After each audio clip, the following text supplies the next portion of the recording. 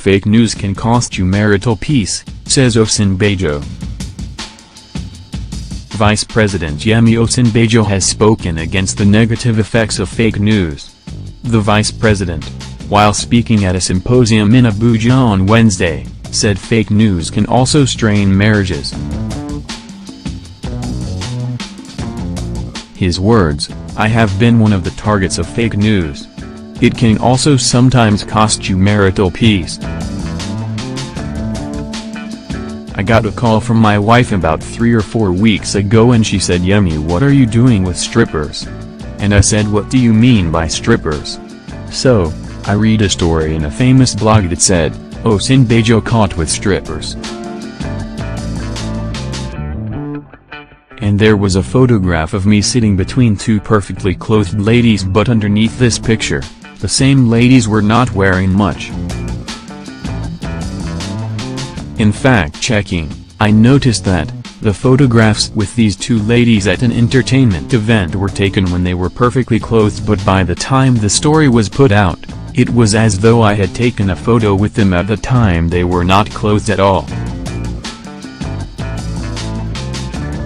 As it turns out, I wasn't in the picture of where they were not wearing clothes, but just the caption, the stories and all that gave the impression that here I was in the company of these ladies at a point when they were doing their business.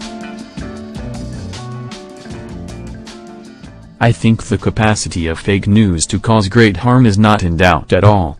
Osinbajo, however, rejected further legislation that would limit press freedom since it included the right to create a blog or post social media messages. He added, "It will be impossible to regulate social media without in some sense substantially infringing on fundamental rights, especially freedom of expression. There is no way you will leave that power in the hands of the government or the legislature without finding some form of overbearing activity on the part of the government or the legislature."